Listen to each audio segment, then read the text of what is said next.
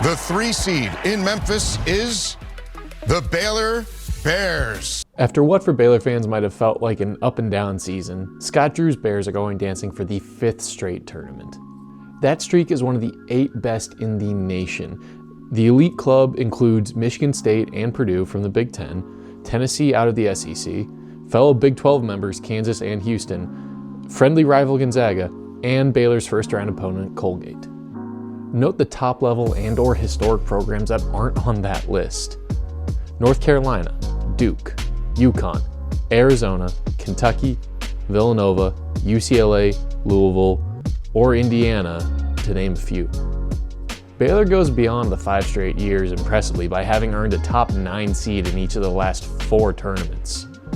Only 14 programs have made each of the last 4 fields, and only Kansas and Purdue have come close to being overall seed number 9 or better every year.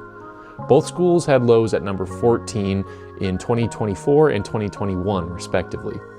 So the Bears have been good at getting to the tournament and earning a high seed, but outside of 2021 and the championship run, they haven't really done much with those seeds.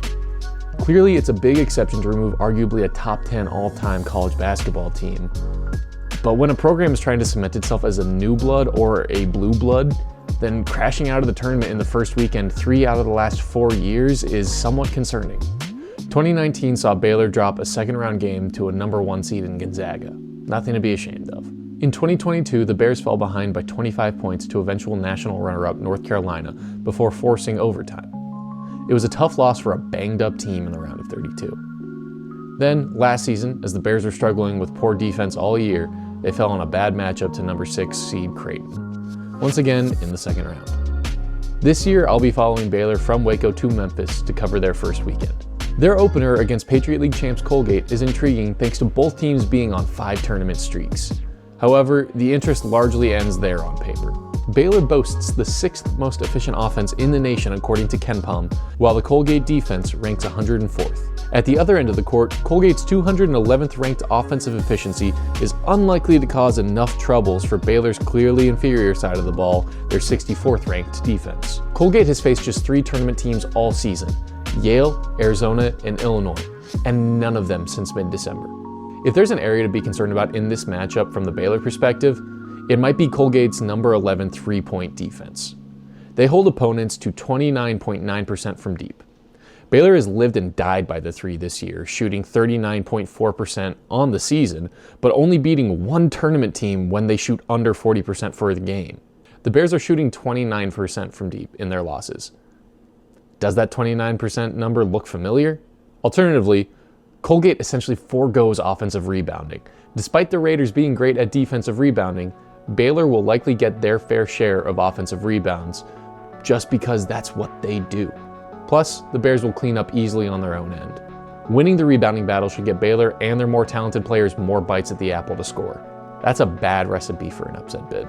Now let's dive a little deeper into the personnel of both teams. For Colgate, Braden Smith runs the point for the Raiders and earned Patriot League Player of the Year honors with averages of 12 points, 5 rebounds, and almost 6 assists per game. Smith is small and was held below his scoring and assist averages by all 3 tournament teams that Colgate faced this season. Baylor's guards are likely too big and too talented for Smith to carry the Raiders. He will have to expend great energy on defense to help slow down Baylor's superior offense, as well as dealing with a rim protector like Yves Missy at the other end. Missy and his backup Josh Ojanwuna will have to deal with some size themselves. Colgate starting center Keegan Records is 6'10" and averaging 11 points per game. He weighs in at 250 pounds. His backup Jeff Woodward, another 250-pound 6'10" center, averages 7 points per game. That pair of bigs could outmuscle the Bears on the boards and earn some buckets down low that could make things interesting. One last Raider to highlight is Ryan Moffitt, their 6'7" power forward. He can shoot the 3 and could thrive if Colgate hunts a matchup for him against Jacoby Walter, one of Baylor's weaker defenders. I think playing Cornell helps for a game like this because the, crafty white boys who aren't the most athletic in the world, but have the ability to shoot, play good offense. That's the kind of team you're playing every year if you play a Patriot League champion. Right. That helps when you play Cornell as opposed to, well, we know what it is to play Iowa State. We know how easy it is to beat Southern. What are those teams in the middle that you have to play? So, kudos to Baylor for scheduling Cornell. I think that'll be a big boon to Baylor. Speaking of Baylor's defense, they've used a zone a decent bit this season, which could be very good in the tournament. This is a game I think you probably play a little bit more man-to-man because you don't want a team to get hot, shooting a lot of threes. But I would think in that second game, the zone will really be imperative for Baylor. Yeah, I agree with that. And the zone, I think, on that quick turnaround can be a really effective tool. So Colgate will likely see Baylor play man defense against them because they just don't have the athletes to outflank the Bears on that front.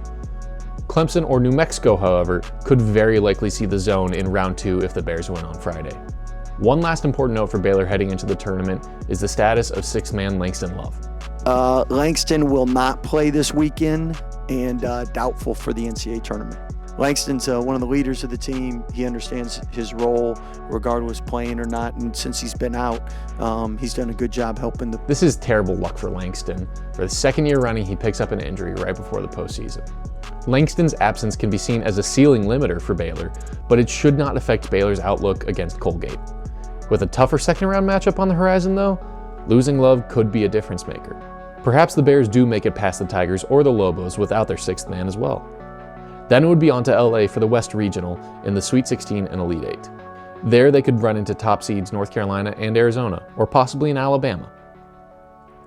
After that, it would be on to Phoenix and a second Final Four in 4 years for Baylor, where defending champs UConn, Big 12 champs Houston or Iowa State, along with other top teams like Purdue or Tennessee, could be waiting.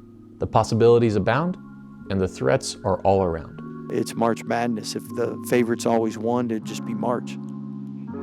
So, as the old mantra says, this March, can Baylor find a way to survive and advance?